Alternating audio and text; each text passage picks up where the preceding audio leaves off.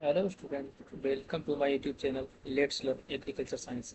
यहाँ पे बात करेंगे स्पेशली एग्रीकल्चर की तो नहीं, लेकिन एग्रीकल्चर एज ए बॉटनी से रिलेटेड है तो विज्ञान जो है साइंस वर्ग है वो भी कहीं ना कहीं जो है बॉटनी से रिलेट करता है या फिर जो है बायोलॉजी से रिलेट करता है। यहाँ पे हम क्लास 6 की आज विज्ञान की बुक को चूज किए हैं। और किस लिए? स्पेशली सीटेट के लिए, सीटेट और ईपीटेट के लिए। जो भी बच्चे सीटेट की तैयारी कर रहे हैं, जो जनवरी में एग्ज़ाम देंगे, नोटिफिकेशन शायद दिसंबर में आ जाएगा। उसके लिए जो साइंस की क्लासेस हैं, मैंने और बहुत से यूट्यूब पे चैनल्स पे देखा हुआ है। कोई स्पेसिफिक इस तरीके से साइंस का हमें नहीं लगा। जो मैंने खुद एग्ज़ाम दिया है साइंस का, एज ए साइंस सीटेट का, मेरा सीटेट 2 बार क्वालिफाई है, यूपीटेट क्वालिफाई है। तो मैंने साइंस के वीडियो देखे पड़े हुए, तो स्पेसिफिक जो साइंस की वीडियो होनी चाहिए, जिस तरीके से क्वेश्चंस आते हैं अब जो है पढ़ाया हुआ टीचरों का जो है, मैं देख रहा हूँ कि बहुत ही कम क्वेश्चंस आ रहे हैं। साइंस के क्वेश्चन कहाँ से आ रहे हैं पता ही नहीं लग रहा है। अ, वो चीज़, एक कारण ये है कि जो पिछली वीडियो पड़ी हुई हैं पहले की, उनको जो है दोबारा से पब्लिश कर देते हैं वीडियो को। उसमें कुछ भी कंटेंट को अपलोड नहीं करते हैं, नया अपलोडिंग नहीं होता है, यानी कि रीमॉन्स्ट्रेशन नहीं करते हैं। तो इस तरीके से जो पिछली पुरानी वीडियो रहती हैं उनको भी दोबारा से उनको डेट चेंज करके दोबारा से उनको कर देते हैं। इस तरीके से जब और बच्चे सीटेट को जो एग्ज़ाम देने जाते हैं, वो उनको तो साइंस का मैटर चाहिए या फिर इन्वायरमेंट का मैटर चाहिए या फिर जो हिंदी इंग्लिश का मैटर चाहिए। भाई, पीछे वाला वीडियो को उठा के दोबारा से पब्लिश कर दिया, मैटर को अपलोड नहीं किया, मैटर को चेंज नहीं किया। एनसीईआरटी हमेशा प्रत्येक वर्ष अपना एनसीईआरटी बुक रिलीज करता है, new new update, new version update करता है।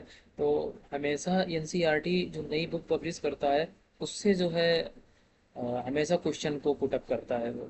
सीटेट सीटेट हमेशा एनसीईआरटी की बुक से, जो जूनियर का है वो 6 to 8 पुटअप करता है बुक से, और जो प्राइमरी का है 1 to 5 बुक से पुटअप करता है। तो हमेशा ही ये सीटेट जो क्वेश्चन पेपर बनाता है वो हमेशा ही एनसीईआरटी की जो बुक्स रहती हैं 6 to 8 जूनियर के लिए, उससे ही क्वेश्चन पुटअप किए जाते हैं।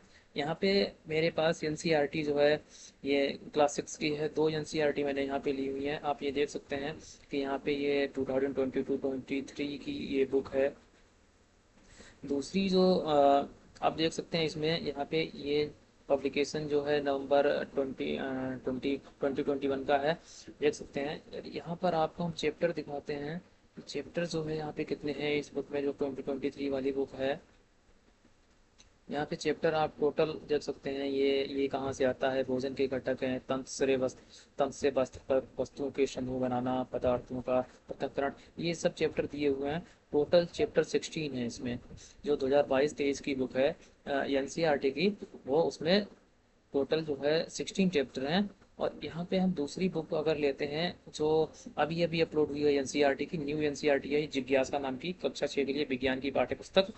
ये आप देख सकते हैं N C E R T की जो है बुक है, ये अगस्त में, और अभी ये अगस्त ही चल रहा है, यानी कि अगस्त में अभी ये अपलोड हुई है। और मैंने इसका वर्जन डाउनलोड किया है एन सी आर टी का। तो आप यहाँ पे देख सकते हैं कि नया ये वर्जन आया हुआ है। इसमें कितने चैप्टर हैं, चैप्टर की बात करते हैं तो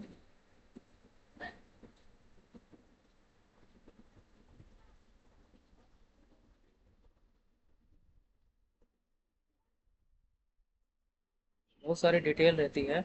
यहाँ पे अध्याय 1 है विज्ञान का अनूठा संसार, सजीव जगत में विविधता। चैप्टर 2, चैप्टर 3 है उचित आहार, चुंबकों को जाने, लंबाई एवं गति का मापन, हमारे आसपास की सामग्री, ताप एवं उसका मापन, जल की विविध अवस्थाओं की यात्रा, दैनिक जीवन में पृथक्करण विधियाँ, सजीव विशेषताओं का अन्वेषण, प्रकृति की मूल्य अमूल्य संपदा, पृथ्वी से परे। इसमें टोटल 12 चैप्टर हैं।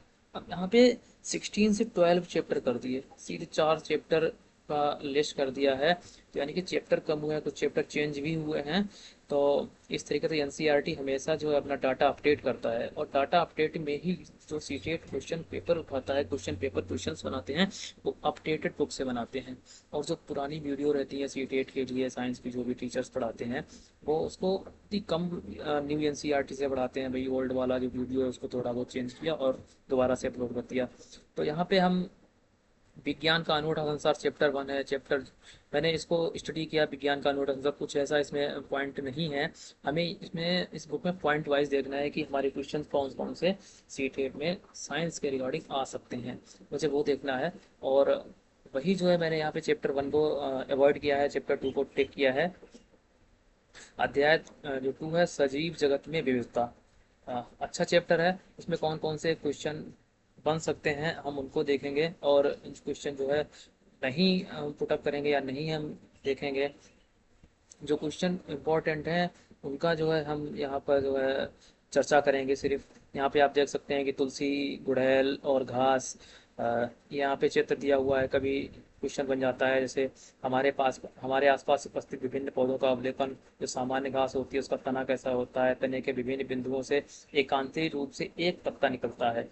पत्तियों की आकृति या अविन्यास क्या होता है, फूल कौन सा होता है, कोई अन्य अवलोकन या विशेषताएं, तो हरी पत्तियां होती हैं। यहाँ पे आप देख सकते हैं नीम का कठोर और मोटा तना होता है, चिकनी सतह वाली पत्तियां होती हैं। यहाँ पे अन्य पौधे भी इस तरह से पौधों में पत्तियों का सिरा विन्यास कैसा होता है या विन्यास कैसा होता है, किस तरीके से वो लगी रहती है, इस प्रकार से क्वेश्चन पूछ देता है सीटेट।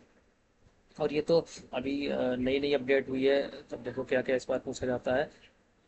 क्वेश्चन पेपर आपका तो साइंस के क्वेश्चंस रहेंगे, 30 क्वेश्चन रहेंगे, वो 6, 7, 8 बुक से ही रहेंगे, बाहर से कोई भी क्वेश्चन नहीं आएगा। यहाँ पे कुछ जंतु हैं, उनका जो है अवलोकन किया गया है, भोजन क्या लेता है, कहाँ पे रहते हैं। ठीक है, इस तरीके से यहाँ पे साइंस के क्वेश्चन तैयार होते हैं, सीटेट वाले करते हैं। यहाँ पे किसी विशेष क्षेत्र में पाए जाने वाले पौधों और जंतुओं की विविधता उस क्षेत्र की जैव विविधता का भाग होता है। ये क्वेश्चन यहाँ से बन सकता है। किसी विशेष क्षेत्र में पाए जाने वाले पौधों और जंतुओं की विविधता उस क्षेत्र की जैव विविधता का भाग होता है। किसी क्षेत्र की जैव विविधता में प्रत्येक सदस्य की एक अलग भूमिका होती है। अब भूमिका क्या क्या होती है, जैसे जंतुओं को भोजन आश्रय प्रदान करना, जंतु फल खाने के बाद बीज फैलाने में सहायता करना। यानी कि ये देखिए आप, जंतु फल खाने के बाद बीज फैलाने में सहायता प्रदान करते हैं, यानी कि जो होता है डिस्ट्रीब्यूशन होता है सीड का, जिससे कि एक जगह से दूसरी जगह पौधे पौधे उग जाते हैं। यहाँ पे आगे देखते हैं कौन से क्वेश्चन आ सकते हैं। फूलों की उपस्थिति या उपस्थिति, कठोर या कोमल तना, इस तरीके से जो है आप उनको डिवाइड कर सकते हैं। ऊंचाई और तने की प्रकृति के आधार पर पौधों का समूह। आप सभी लोग जानते हैं कुछ पौधे बहुत ऊंचे होते हैं और उनके तने मोटे, कठोर, भूरे, काष्ठीय, लकड़ी जैसे होते हैं। उनकी शाखाएं भूमि से दूर, तने की ऊंचाई कुछ ऊंचाई से निकलना आरंभ होते हैं। ऐसे पौधों को वृक्ष कहा जाता है। जैसे आम का वृक्ष है, ये यहाँ पे झाड़ी कहलाता है, यहाँ पे साग कहलाता है। साग क्या होते हैं, कभी कभी एक लाइन में डिफिनीशन दे दिया और दूसरी तरफ उसको मैचिंग करने को दे दिया कि इसको ये अगर ये ऐसा करेक्टर है तो ये साग है, झाड़ी है या फिर वृक्ष है। इस तरीके से करेक्टर, एक तरफ करेक्टर दे देता है, एक तरफ नाम दे देता है। तो फिर उनको आपको मैच करना रहता है। तो फिर जब तक आप उसको पढ़ेंगे नहीं तब तक आप हो नहीं पाएगा साइंस का।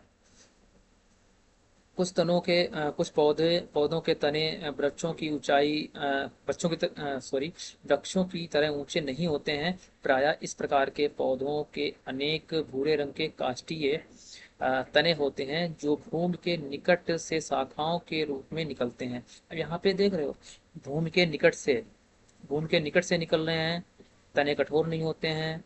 ऐसे पौधों को झाड़ी कहा जाता है, यानी कि भूमि के निकट से निकल रहे हैं। कोमल और हरे होते हैं, इन्हें साग कहा जाता है। उदाहरण के लिए टमाटर का पौधा। अब आप इनको देख लीजिए कि ऐसे क्वेश्चन बनता है कि भूमि के निकट से शाखाओं के रूप में जो तने निकलते हैं उनको क्या कहा जाता है, उनको मैच करिए। अब वो ये थोड़ी ना कहेंगे कि नहीं पौधों के तनों की वृक्षों की तरह ऊंचे नहीं होते हैं। नहीं, भूमि के निकट से शाखाओं के रूप में जो तने निकलते हैं, शाखाएं निकलती हैं, उनको क्या कहा जाता है, झाड़ी कहा जाता है। ठीक है।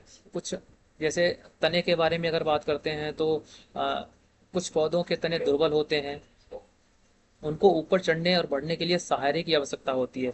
इन्हें आरोही लता या क्लाइंबर कहा जाता है। क्लाइंबर क्या होता है? क्लाइंबर पूछ दिया, आरोही लता पूछ दी। कुछ पौधे भूमि की सतह पर फैलकर उनको विसर्पी लता या क्रीपर बोलते हैं। क्रीपर और क्लाइंबर 2 पॉइंट दे दिए और उनका डिफिनेशन दे दिया, उनको उससे मैच करिए। और 2 चीज़ें अलग दे दी, उनको उससे मैच करिए। ठीक है, इस तरीके से क्वेश्चन बन जाता है। या फिर बन जाता है कि ऊपर और कोई तना है, या कोई एग्जांपल दे दिया कि इसका तना जो है किस प्रकार से ऊपर चढ़ता है, या फिर जो है किस किस पौधे का तना फैलता है। इस तरीके से देते हैं। यहाँ पे आप देखते हैं, जालिका रूपी सिरा विन्यास युक्त गुड़हल की पत्ती, समानांतर सिरा विन्यास युक्त केले की पत्ती, समानांतर सिरा विन्यास युक्त घास की पत्ती। सिरा विन्यास पत्तियों में सिरा विन्यास आपने देखा होगा, जो आप पीपल का पत्ता लेते हैं तो आप देखते होंगे उसमें पत्ती में बहुत सारी सिराएं से होती हैं, उसको सिरा विन्यास बोलते हैं। जैसे आप यहाँ पे देख सकते हैं, ये देखिए यहाँ पे ये चीज़ जो है वो ये सिराएं हैं, और ये उप सिराएं हैं। ये उप सिराएं जो दी हैं वो उप सिराएं हैं। आप पौधे की पत्तियों पर पतली रेखाएं देख सकते हैं, इन पतली रेखाओं को सिराएं कहते हैं। सिराओं द्वारा दर्शाए गए पैटर्न को सिरा विन्यास कहा जाता है। आप कुछ पत्तियों में मोटी मध्य सिरा के दोनों ओर सिराओं का एक जाल पैटर्न सा देखते हैं। इस पैटर्न को जालिका रूपी सिरा विन्यास कहते हैं। ये जालिका रूपी सिरा विन्यास है, जो सिराएं पूरी पत्ती में फैली रहती हैं।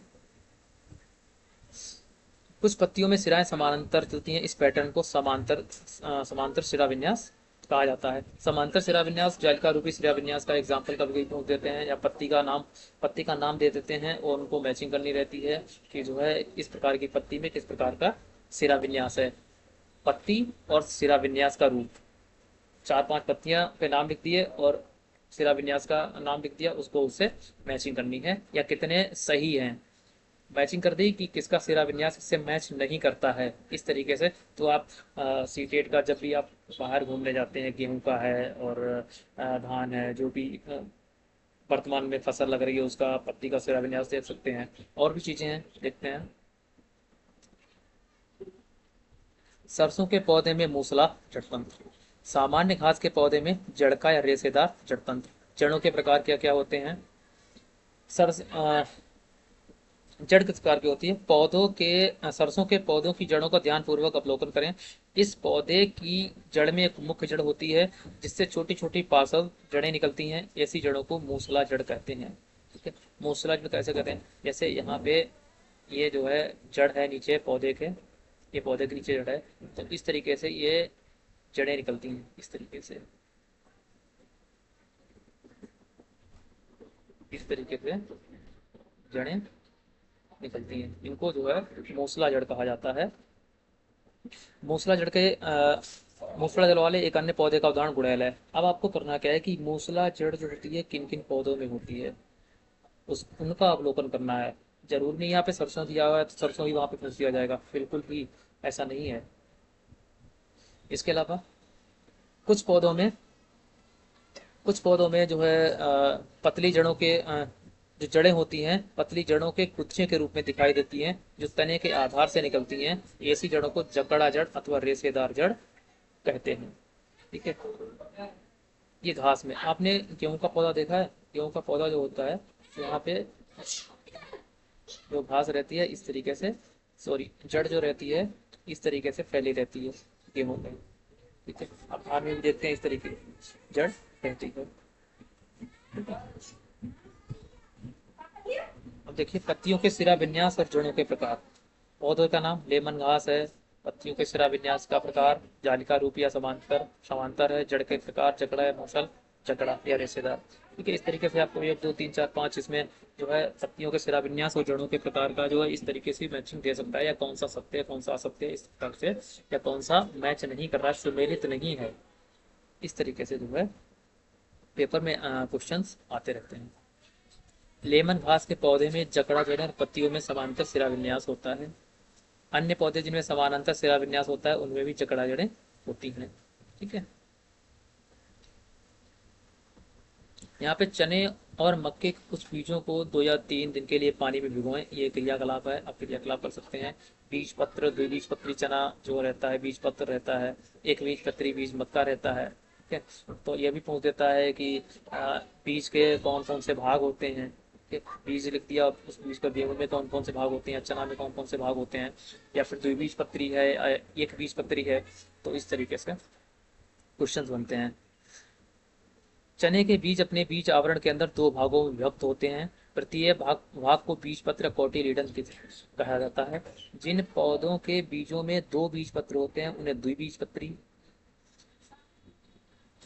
ऐसे बीज वाले पौधे को एक बीज पत्री, यानी कि जिनमें एक बीज में एक पतला बीज पत्र होता है, एक बीज में सिर्फ एक ही बीज पत्र होता है, उसको एक बीज पत्री।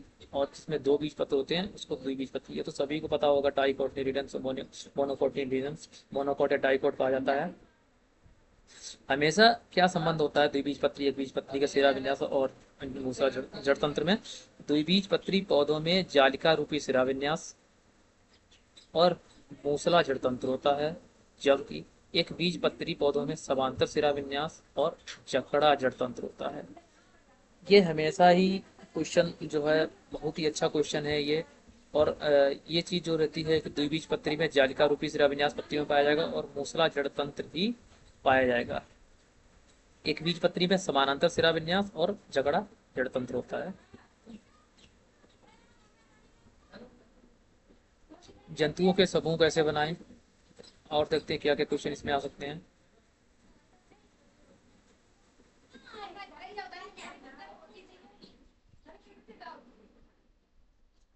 जंतु उड़ सकते हैं, दौड़ सकते हैं, रेंग सकते हैं, चल सकते हैं, कूद सकते हैं या फांद सकते हैं।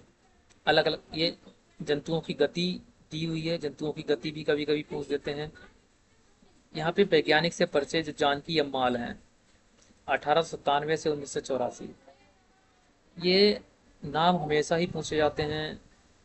और ये इन्वायरमेंट में आप देखते हैं या साइंस में देखते हैं, हमेशा ही साइंटिस्ट के नाम वगैरह पूछ देता है, ये किससे संबंध रखते हैं, या इनका क्या योगदान है, क्या वर्क है, इस तरीके से, या ये किन से संबंधित हैं।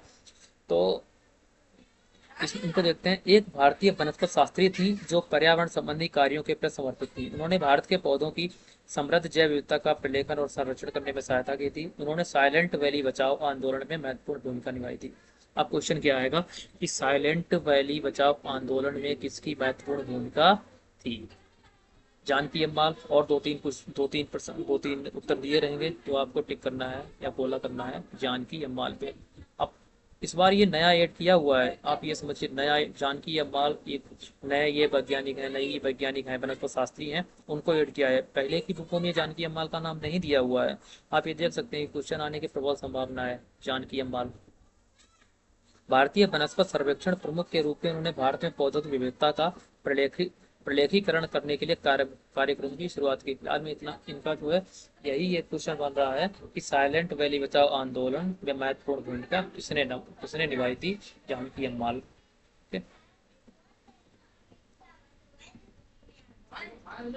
यहाँ पे साइलेंट वैली बचाओ आंदोलन है। ये क्वेश्चन साइलेंट वैली बचाओ आंदोलन से कहाँ पे पड़ता है? ये केरल के पालक्कड़ जनपद के एक जंगल की वास्तविक कहानी है। यहाँ पे दो क्वेश्चन बन रहे हैं कि साइलेंट वैली बचाओ से कौन वनस्पति शास्त्री संबंधित है, तो जानकी अम्माल। और दूसरा ये किस एरिया में पड़ता है, या फिर केरल के किस जनपद में पड़ता है, पालक्काड़। ये दो क्वेश्चन जो है बहुत ही इंपॉर्टेंट है, इनसे ये क्वेश्चन बन सकते हैं। तीसरा क्वेश्चन इसमें क्या बन सकता है देखते हैं। ये संघर्ष कतिपुड़ा नदी के समीप, कौन सी नदी समीप में बहती है? कुतिपुड़ा। ठीक है, एक ये क्वेश्चन। जल विद्युत बांध के प्रस्ताव के विरुद्ध 10 वर्षों तक जारी रहा। उस समय लोगों ने व्यापक जागरूकता कार्यक्रम, संपादक को पत्र, समाचार पत्रों में लेख, सेमिनार, अंत में न्यायालय में याचिकाएं और अपील सहित सभी संभव उपलब्ध साधनों का उपयोग किया। इस प्रकार यह आंदोलन साइलेंट वैली को बचाने में सफल रहा। 3 क्वेश्चन बने हैं। साइलेंट वैली के वनस्पति शास्त्री कौन है, किसने उसको भूमिका निभाई है? जानकी अम्माल ने। ठीक है, कहाँ का? ये केरल का मैटर है और पालक्कड़ जनपद का है। कौन सी ये नदी है? कुतपुड़ा नदी के समीप है। 3 क्वेश्चन बन रहे हैं इससे। 3 क्वेश्चन में कोई भी आ सकता है। परिवेश में पौधे और जंतु क्या क्या हैं? विभिन्न जीव जंतु विभिन्न विभिन्न परिवेशों में रहते हैं। ये देखते हैं, मछली जल में रहती है, जल में गति करने के लिए इनके पास धारा रेखित स्ट्रीमलाइंड शरीर में और पंख पिन होते हैं। बकरी घास वाले क्षेत्र में रहती है। ठीक है, कोई इतना इम्पोर्टेंट नहीं है।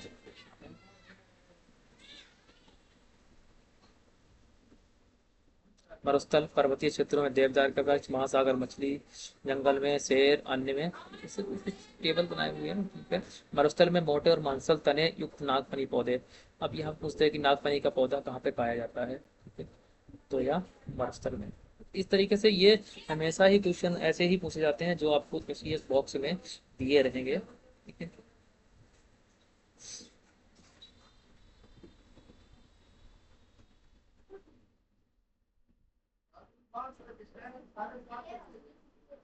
मरुस्थलीय क्षेत्रों में बहुत कम जल उपलब्ध रहता है। शुष्क मरुस्थल दिन में अत्यधिक गर्म और रात्रि में अत्यधिक ठंडे होते हैं, इसलिए आपको इन क्षेत्रों में ऐसे पौधे और जंतु मिलेंगे जो दिन के समय अत्यधिक गर्मी और रात्रि के समय अत्यधिक ठंड वाली परिस्थितियों में रह सकें। परिस्थितियां पूछ दी जाती हैं कभी कभी, देखते हैं आगे क्या है।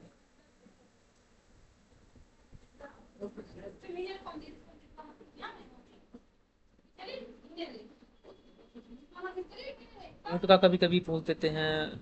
ऊँट का पिछली बार भी क्वेश्चन आया था कि ऊँट जो है, कौन कौन सा ऊँट जो है पानी में बिना खाए पिए तक ऐसे कुछ क्वेश्चन।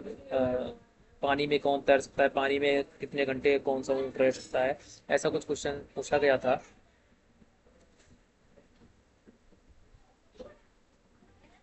इसमें क्वेश्चन पूछा जा सकता है कि जो गर्म मरुस्थल होता है उनके पैर कैसे होते हैं और ठंडे मरुस्थल होते हैं उनके पैर कैसे होते हैं उनके, और दोनों में पैरों में क्या डिफरेंस रहता है और क्यों ऐसा होता है।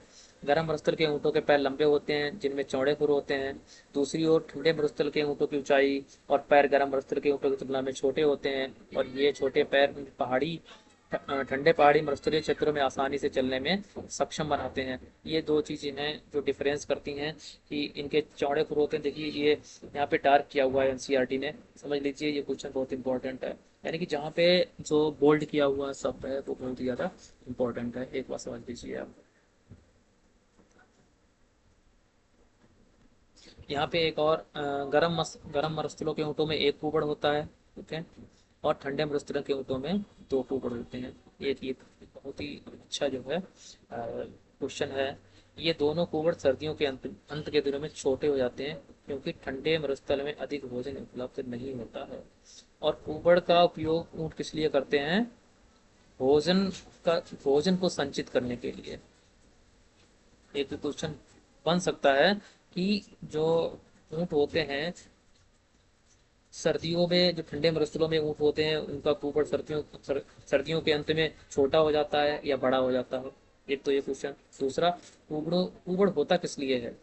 कुबड़ जो होता है किस लिए होता है? तो भोजन का उपयोग करना पड़ता है, कुबड़ों में संचित करते हैं।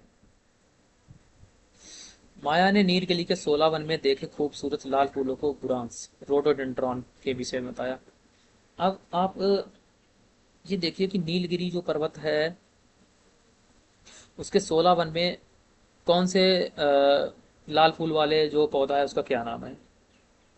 ये इस तरह से क्वेश्चन बनेगा कि लाल फूलों वाला जो पौधा है बुरांस कहाँ पर पाया जाता है, तो ये नीलगिरी में पाया जाता है, ठीक है। ये आप याद रखिएगा। बुरांस से संबंधित आपको क्वेश्चन आ सकता है। बुरांस जिसको रोडोडेंड्रॉन भी कहते हैं, जो बुरांस पौधा है वो नीलगिरी में पाया जाता है। नीलगिरी के 16 वन में, या नीलगिरी के 16 वन में कौन सा पौधा पाया जाता है? तो बुरांस पाया जाता है। सिक्किम की रहने वाली पेमा ने बताया कि उसके पास पहाड़ों में बुरांस के लंबे पौधे देखे गए हैं।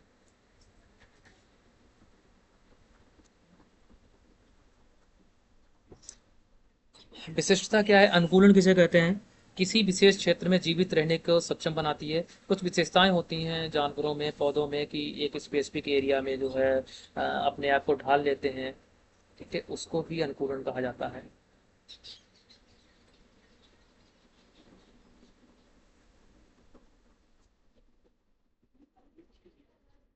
वैज्ञानिक से परिचय, एक और वैज्ञानिक है यहाँ पे, सालिम अली। सालिम अली कौन है? पक्षियों में विविधता का अवलोकन करने के लिए पूरे भारत की यात्रा की। उन्होंने सभी पक्षियों की एक सूची तैयार की और उनके यात्रा मार्गों और आवासों को भी प्रलेखित किया। उन्होंने पक्षियों की अत्यधिक विविधता वाले क्षेत्रों को अंकित किया और उन क्षेत्रों के संरक्षण के उपाय किए। केवलादेव राष्ट्रीय उद्यान, भरतपुर, राजस्थान। अब यहाँ पे एक ये दिया गया राष्ट्रीय उद्यान का नाम दिया है, केवलादेव राष्ट्रीय उद्यान कहाँ पर स्थित है? भरतपुर राजस्थान में है। और रंगनाथिट्टू पक्षी अभयारण्य मंड्या कर्नाटका। भाई ये नया जो है ये पक्षी अभयारण्य है, मैं इसको पहली बार पढ़ रहा हूँ। रंगनाथिट्टू पक्षी अभयारण्य मंड्या कर्नाटका में।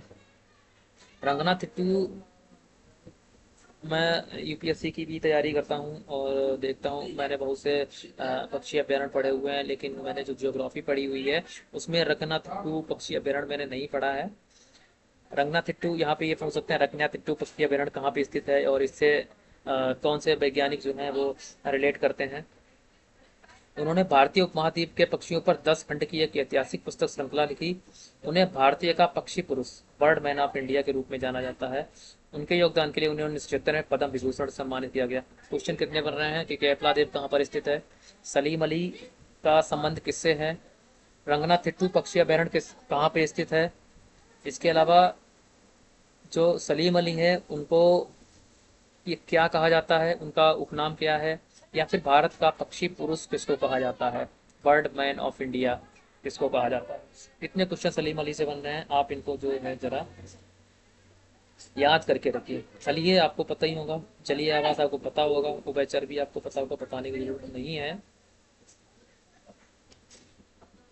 यहाँ पे कुछ और स्पेसिफिक चीज दी हुई है, इसको जरा देखते हैं। भारत में बंगाल वाघ, चीता, घोड़ावड़, great Indian bustard.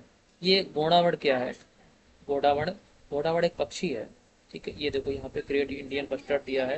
Great Indian bustard का ही दूसरा नाम घोड़ावड़ है। और मैंने ग्रेट ग्रेट इंडियन बस्टर्ड तो पढ़ा था और पढ़ाया गया हमें, लेकिन घोड़ावड़ क्या है मुझे आज पता लगा। और एनसीईआरटी पढ़ने से ये चीज़ रहती है कि आपको नए नए शब्द जानने को मिलते हैं। बंगाल टाइगर की घटती संख्या के संरक्षण के लिए 1973 में बाघ परियोजना, आप ये प्रोजेक्ट टाइगर आरंभ की गई। आप ये सन और क्या कौन सा प्रोजेक्ट है ये याद कर लीजिएगा। चीता की संख्या को पुनः स्थापित करने के लिए 2022 में चीता पुनर्वास परियोजना, चीता रिइंट्रोडक्शन प्रोग्राम प्रोजेक्ट प्रारंभ किया गया। इसी प्रकार गुजरात, राजस्थान, महाराष्ट्र राज्य में घोड़ावड़ के आवासों को संरक्षित क्षेत्र घोषित किया गया। अब आप ये देख सकते हैं कि जो घोड़ावड़ है, ग्रेट इंडियन बस्टर्ड है, इसके संरक्षित क्षेत्र कहाँ कहाँ पर हैं। गुजरात, राजस्थान और महाराष्ट्र किन किन राज्यों में है, आप ये 3 राज्य का नाम याद कर लीजिए, क्वेश्चन अवश्य बन सकता है। ग्रेट इंडियन बस्टर्ड जो घोड़ावड़ है, या इसका दूसरा नाम क्या है, घोड़ावड़। इनके जो इसका प्रोजेक्ट स्टार्ट किया गया है या आवासों को संरक्षित किया गया है, कहाँ कहाँ पर किया गया है, गुजरात, राजस्थान और महाराष्ट्र। परंपरागत रूप से संरक्षित वन, पवित्र उपवन या सेक्रेट ग्रुप्स। सेक्रेट ग्रुप्स क्या होता है, पवित्र उपवन वह आबादित वन क्षेत्र है जिनका आकार बहुत छोटे से लेकर बहुत बड़े तक हो जाता है।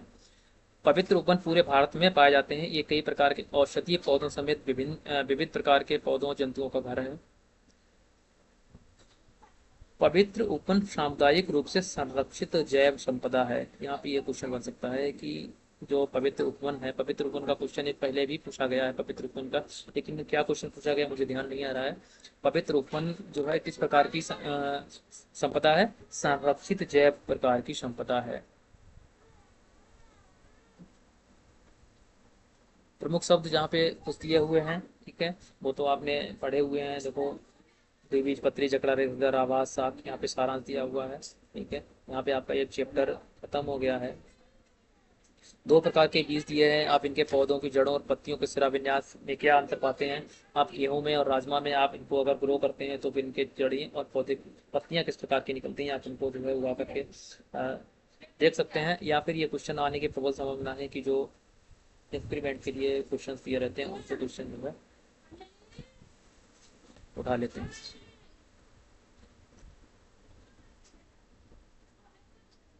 पर्वतीय बकरी का नाम पूछ सकते हैं, मैदानों में पाई जाने वाली बकरी का नाम पूछ सकते हैं, ठीक है। ये पश्मीना बकरी है, ये बर्बरी बकरी है।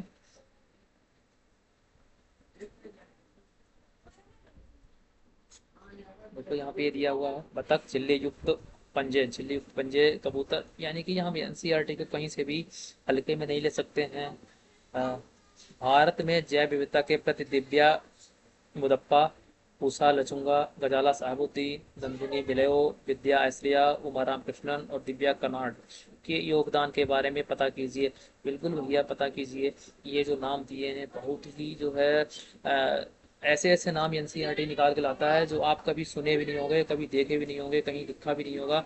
एनसीईआरटी इसीलिए प्रत्येक वर्ष अपडेट करी जाती है, इसीलिए कि जो बहुत ही माइनर तरीके से जो जो भी जैव विविधता में जो योगदान देते हैं उनका नाम है, या फिर विज्ञान में जो योगदान देते हैं उनका नाम निकाल के लाता है एनसीईआरटी, और वो किसी भी पुस्तक में नहीं मिलते हैं। और वो क्वेश्चन फिर पुटअप कर देता है एनसीईआरटी या फिर सीटेट कर देता है, तो फिर कहते हैं अरे ये विद्या आर्थ्रेया ये क्या है, कभी पढ़ा ही नहीं। उषा लचुंगा ये कौन है, मुझे कभी पता ही नहीं ये कहाँ की रहने वाली है क्या है।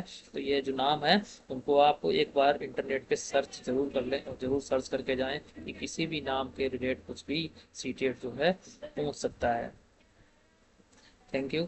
अगर आपकी ये वीडियो अच्छी लगी हो तो आप इसको लाइक करें और चैनल को सब्सक्राइब कर लीजिए। जो भी सी टेट का एग्ज़ाम की तैयारी कर रहे हैं जनवरी में साइंस का, मैं पूरी गारंटी देता हूँ कि मैं एनसीईआरटी ये जो है नई वाली इससे ही मैं पूरा साइंस का कराने वाला हूँ, और जो मेरा प्लस एक्सपीरियंस है उसे मैं शेयर करूँगा आपके साथ, जिससे कि आने वाले समय में जो साइंस का एग्ज़ाम होगा आपका, हमें उम्मीद है कि 30 नंबर का जो साइंस का एग्ज़ाम है वो आपका 30 में कम से कम 25 क्वेश्चन तो आने ही आने हैं, एनसीईआरटी से ही आएंगे, और वो अ, अच्छे तरीके से आप कर पाएंगे, ये हमें पूरी उम्मीद है। हमारे चैनल को जो भी है लाइक करिए, सब्सक्राइब करिए, और शेयर ज़रूर करिए, जिससे कि जो बच्चे हैं सीटेट की तैयारी कर रहे हैं उनको साइंस में कोई भी दिक्कत ना हो। Thank you. Have a nice day.